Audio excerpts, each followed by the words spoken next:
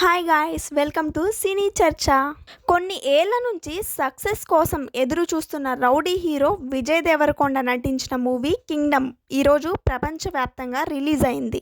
భారీ బడ్జెట్తో నిర్మించిన ఈ మూవీపై విజయ్ అభిమానులు భారీ అంచనాలు పెట్టుకున్నారు.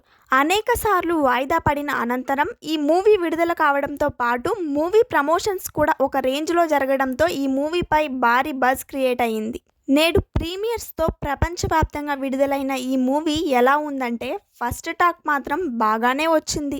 విజయ్ దేవరకొండ నటనకు 100% మార్కులు వేయవచ్చు అంటున్నారు. సూరి పాత్రలో విజయ్ దేవరకొండ ఎంట్రీ కూడా అదిరిపోవడంతో థియేటర్లలో ఫ్యాన్స్కు ఇక పట్టాపగ్గాలు ఉండటం లేదు. డైరెక్టర్ గౌతమ్ తిన్నసూరి కథను డీల్ చేసిన విధానం బాగుందన్న టాక్ వినిపిస్తుంది. ల్యాగ్ లేకుండా మూవీని నడిపించడంలో డైరెక్టర్ సక్సెస్ అయ్యారంటున్నారు.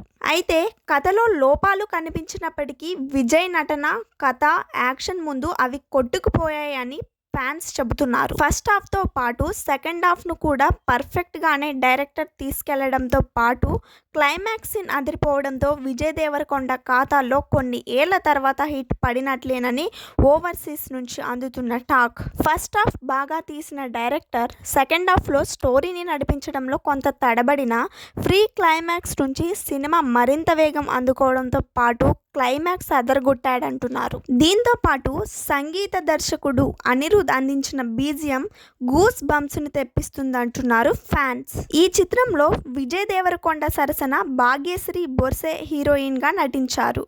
హిట్ కోసం ఎదురు చూస్తున్న విజయ్కు ఈ మూవీ చాలా వరకు రిలీఫ్ తెచ్చిపెట్టిందన్న టాక్ వినపడుతుంది. కింగ్డమ్ విజయ్ దేవరకొండ అభిమానులకు, మాస్ ప్రేక్షకులకు పండగ లాంటి సినిమా.